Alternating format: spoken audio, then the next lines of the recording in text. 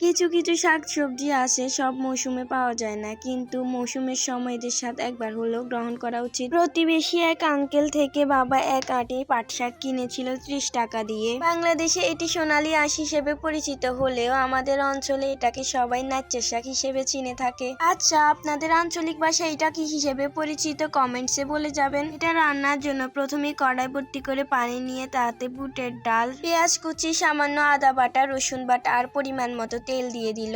এই মৌসুমে কখনো ঝুম বৃষ্টি আর কখনো আকাশটা পরিষ্কার থাকে। আমরা যারা গ্রামে থাকি তাদের একটু বেশি অসুবিধা হয়ে যায়। ডালের পানি থেকে বলক উঠলে সেখানে মা হলুদ গুঁড়ো আর বেশি করে মরিচ গুঁড়ো দিয়ে দিচ্ছে। পাট শাকে একটু বেশি মরিচ দিতে হয়, তাহলে খেতে মজা হয়। এখন আর লবণ দিবে না। ডালগুলো ভালো করে সিদ্ধ হয়ে গেলে এই পর্যায়ে লবণ দিয়ে দিল।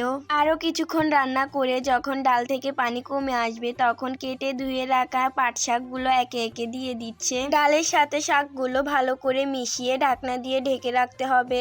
এরপরে রান্না হতে আর বেশি সময় লাগবে না। তৈরি হয়ে গেল পাটের ডাল। এখন পাটের ডালগুলো আরেক পাতিলে তুলে নিচ্ছে। তেলে একটা পেঁয়াজ কুচি করে দিয়ে সেটা দিয়ে বাগার তৈরি করে শাকের মধ্যে দিয়ে দিচ্ছে। এটা দিলে শাকটা আরো মজা হয় খেতে। এইভাবে বাসায় একবার পাটের ডালটা তৈরি করে দেখবেন, যেমন এটি মজা তেমনই পুষ্টিগুণ সম্পন্ন।